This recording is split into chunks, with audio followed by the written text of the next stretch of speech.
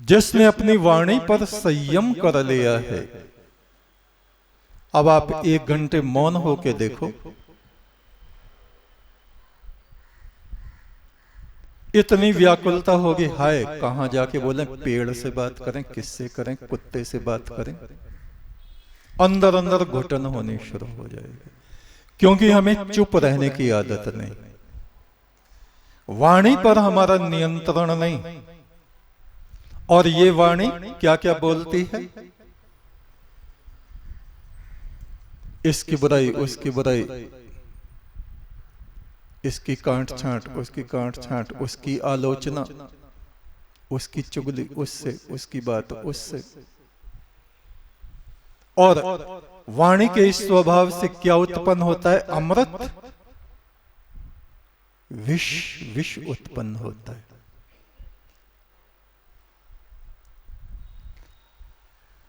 अभी हम किसी की बुराई करते हैं, वो दूसरे से कह देता है, वो तुझको ऐसा कह रहा था, लड़ाई तैयार।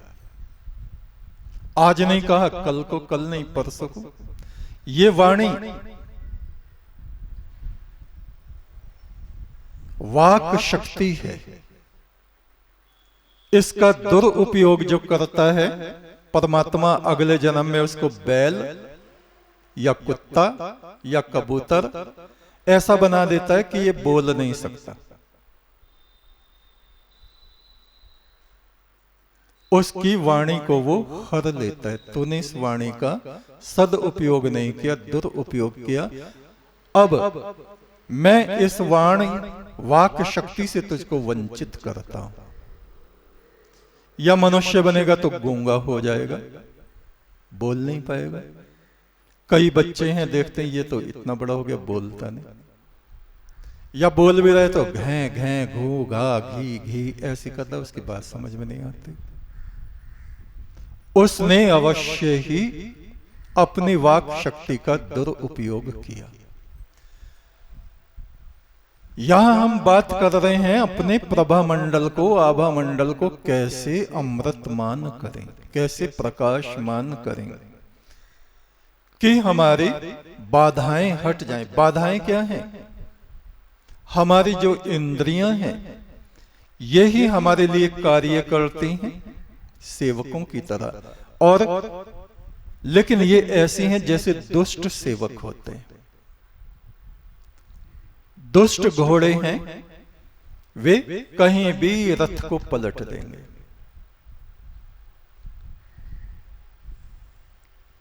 जब हमारा वश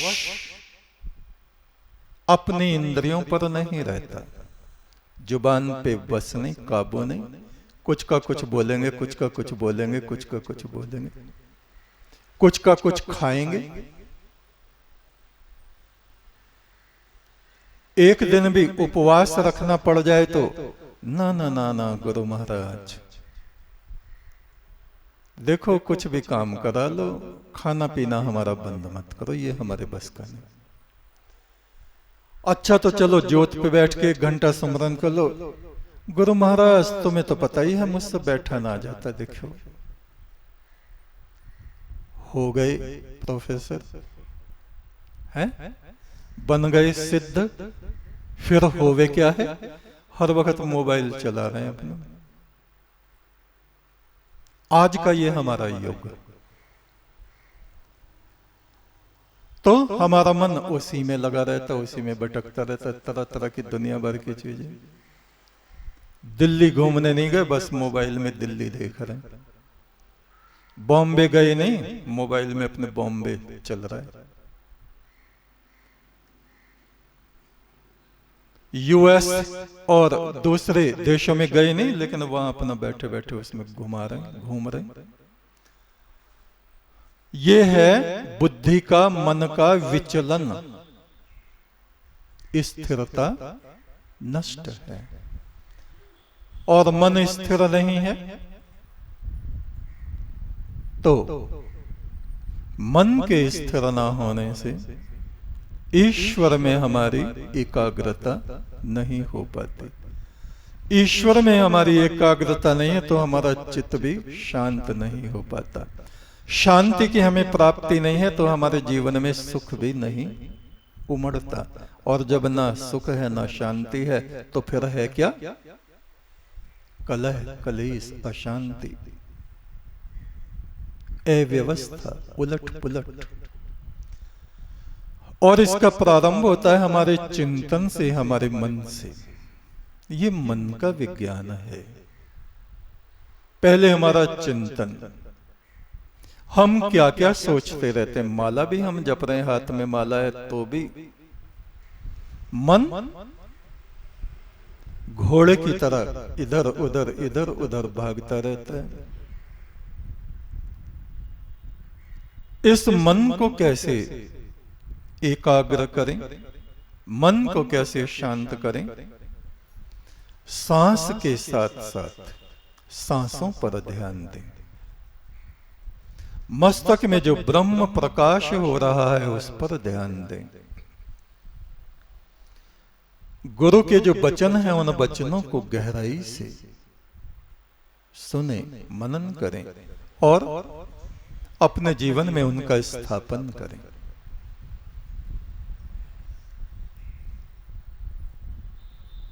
पहले अपने चिंतन को हम पवित्र बनाएं। अशुद्ध चिंतन, व्यर्थ चिंतन से हम बचें। अशोच नन्वशोचस्त्वं प्रज्ञावादामश्च भाषसे।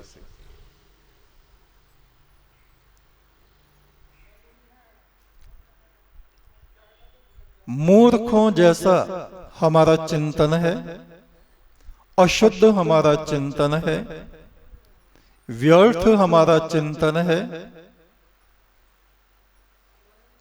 बेकार की बातों को हम सोचते रहते हैं और अपने को बड़ा भारी ज्ञानी, ध्यानी, होशियार, चतुर, पंडित, विद्वान, श्रेष्ठ पुरुष स्वयं को हम समझते हैं। हमारे जीवन में जो ज्यादा समस्याएं आती हैं वो हमारे व्यर्थ चिंतन के कारण आती हैं। हमारे घर में व्यर्थ की चीजें इतनी पड़ी होंगी, आप देखो, टूटे फूटे पुराने कई साल के बर्तन, कई साल पुराने जूते, चप्पल, फटे चीथड़े, उनको निकालते ही नहीं, इधर पड़े, एक तरफ डाल दिए, क्या पता किस दिन काम आ जाए। कितना कबाड़ खाना घर में पड़ा रहता है, आप गौर करें। एक जगह हम गए सत्संग में, तो घर में प्रोग्राम होता है तो बड़ी व्यवस्था करनी पड़ती। छोटा सा घर था, बेचारों ने इधर पर्दा लगाया, इधर लगाया, इधर लगाया, बड़ा साफ सुथरा दिखाई दे रहा, बहुत सुंदर।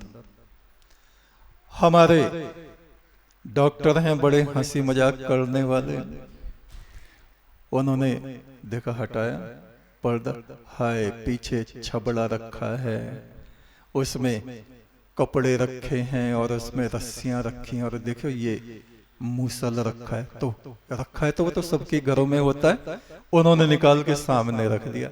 एक पुराना सा घड़ा रखा है, वो सामने रख दिया। ये चीजें देखो कैसे हम छुपा के रखते हैं, हंसाने के लिए, दूसरों को हंसाने के लिए, लेकिन इसके पीछे एक संदेश। हमारे घरों में जैसे कूड़ा कबाड़, व्यर्थ के पुराने बर्तन, टूटे फूटे जूते, चप्पल, कभी काम आने वाले नहीं, लेकिन हमें उनका मोह बना रहता है। अब दिवाली आएगी, आप देखना, खूब सफाई करते हैं घर की, इधर से उठा के उस कबाड़ को इधर रख देंगे, इधर से उठाएंगे उधर को रख देंगे, रहेगा घर का घर में। ऐसे ही हमारा दिमाग है, कितने कूड़े कचरे जैसे विचारों से, बेकार के उससे भरा पड़ा है, डस्टबिन बना पड़ा है, कूड़े का ढेर, पर इधर से हटाए, इधर को इधर से हटाए, इधर को इधर से हटाए, इधर को, रहता वहीं। तो पहले हमें अपने अंतःकरण को निर्मल बनाना पड़ता है। व्यर्थ के विचार जो हमारे किसी काम के नहीं बल्कि दुर्गंध छोड़ रहे हैं, वास्तु शिल्प घर का एक विज्ञान होता है। आपके घर में बहुत कूड़ा कबाड़ है, गंदगी है, तो बीमारी रहेगी। उन सड़ी सड़ाई वस्तुओं के, पुराने कपड़ों के दुर्गंध उठती है, उससे वायुमंडल दूषित होता है। चमड़े के जूते पुराने जो कभी पहनने नहीं है, रिटायर हो गए, लेकिन घर में ही धरे, निकालते हैं नहीं, उनको निकाल के कूड़े पे फेंक दो, फेंकते नहीं, तो उनसे दूषित वायुमंडल हमारे घर का होता रहता। ऐसे ही हमारे जो सड़े हुए विचार हैं हमारे दिमाग के, उनसे हमारी आत्मा का जो वायुमंडल है वो दूषित होता रहता है, दूषित होता रहता है।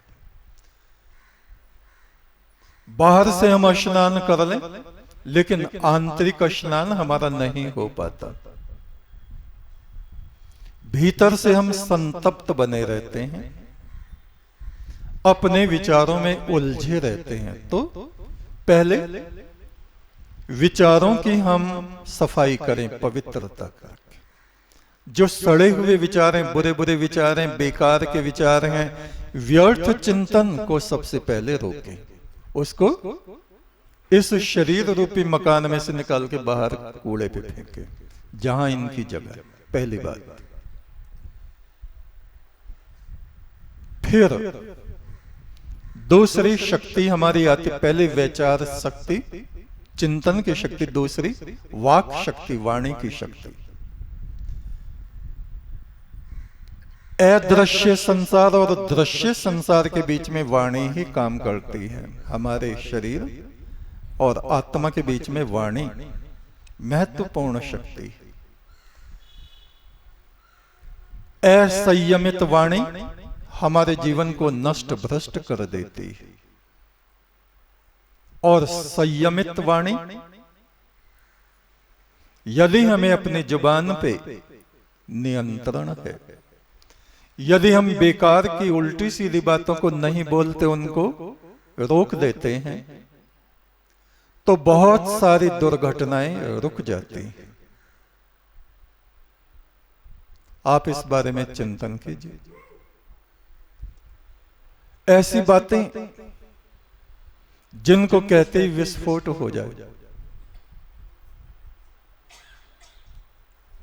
उन बातों को नहीं कहना चाहिए। अनुद्वेग कर्म वाक्यम सत्यम प्रियम हितम चयत। इस वाणी का प्रयोग हम ऐसे करें, पहले सोच समझ लें, बोलने से पहले रुकें। जैसे एक बैरियर होता है, स्टॉप।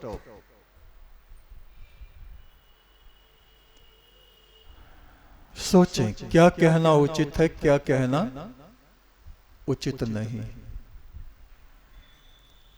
इन बातों को कहने से सामने वाले पे क्या प्रभाव होगा, उस प्रभाव को पहले हम सोच लें।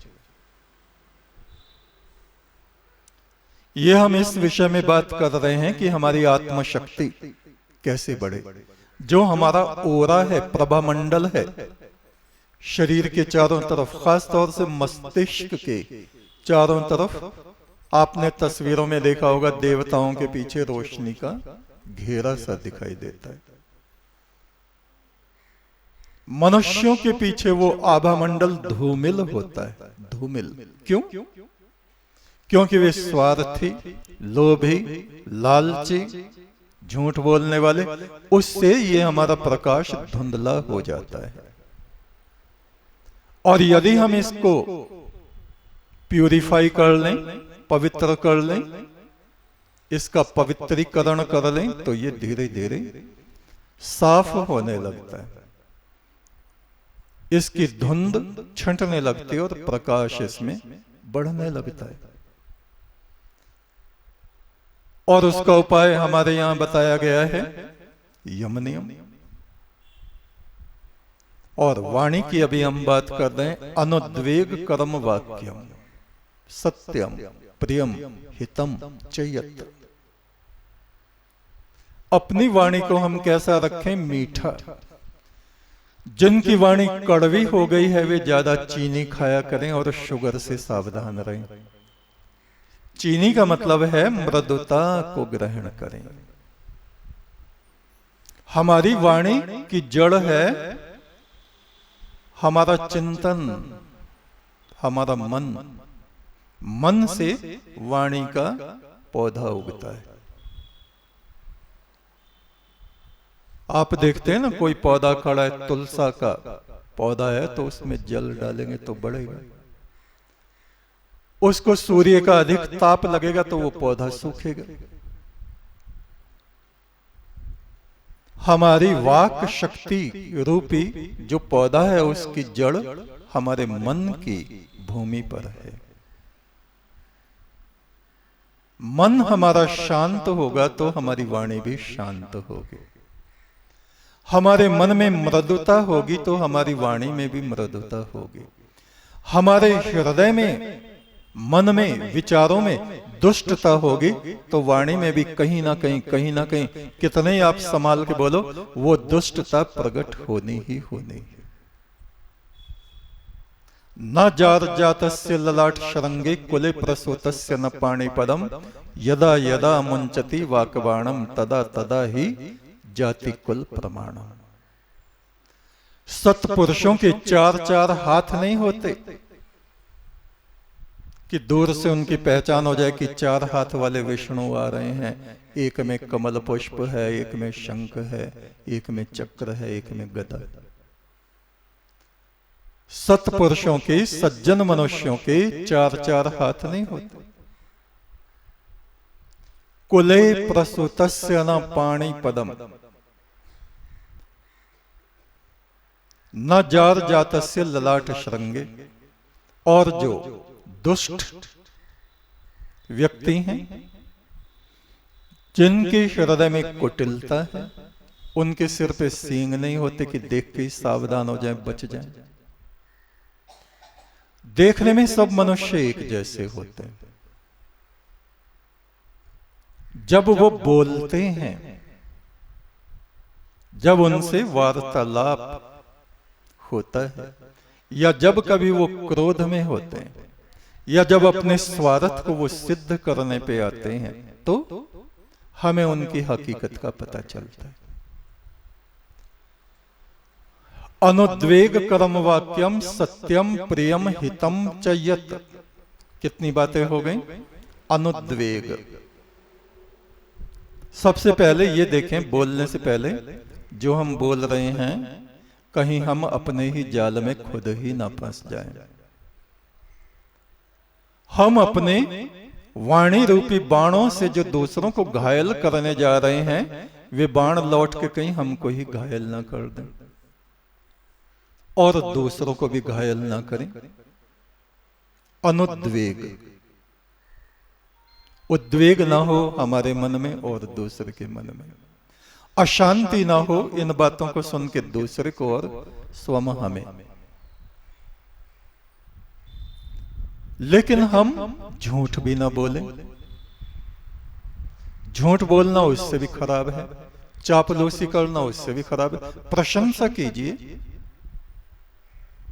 आज आप बड़े सुंदर दिख रहे हैं? प्रशंसा कीजिए। प्रशंसा करने में कंजूस ना बने। कोई अच्छाई किसी में दिखाई देती है तो उसका वर्णन करें।